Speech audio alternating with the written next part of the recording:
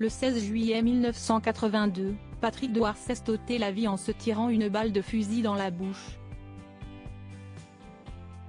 Pourtant, peu avant cet acte, il venait de déjeuner avec le grand réalisateur Claude Lelouch qui devait le diriger dans un film.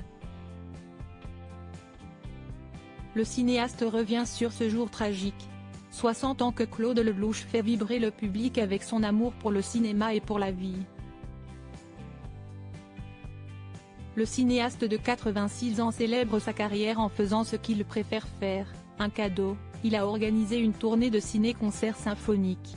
Le jeune marié, époux de la romancière Valérie Perrin, et père de 7 enfants se confie sur sa carrière à cette occasion et partage de beaux souvenirs. Toutefois, dans les pages de Télémagazine, le réalisateur révèle un moment de sa vie qu'il préférerait oublier.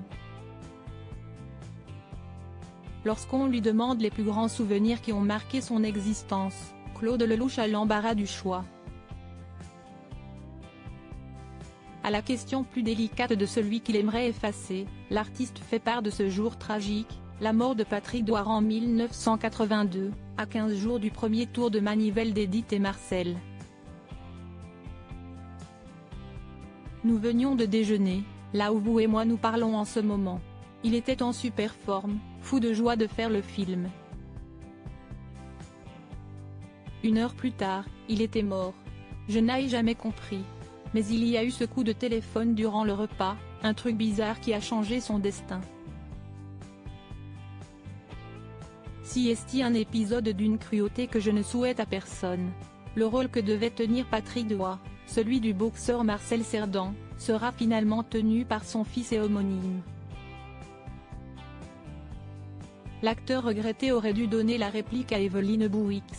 Tout semble donc avoir basculé avec cet appel téléphonique qui le pousse à repasser chez lui, avant d'aller débuter les entraînements de boxe.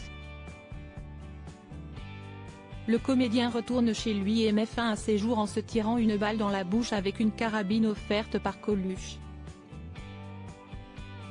Plusieurs théories circulent sur l'origine de l'appel.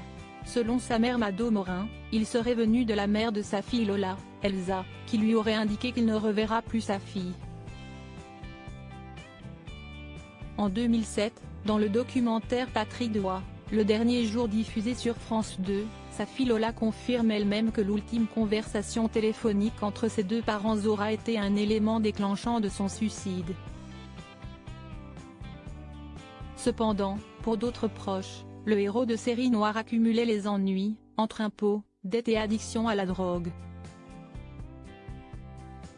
Victime d'abus dans son enfance, il était un homme meurtri par de multiples blessures. Il repose aujourd'hui au cimetière de Saint-Lambert-du-Lattay en Maine-et-Loire, dans le caveau de sa belle famille.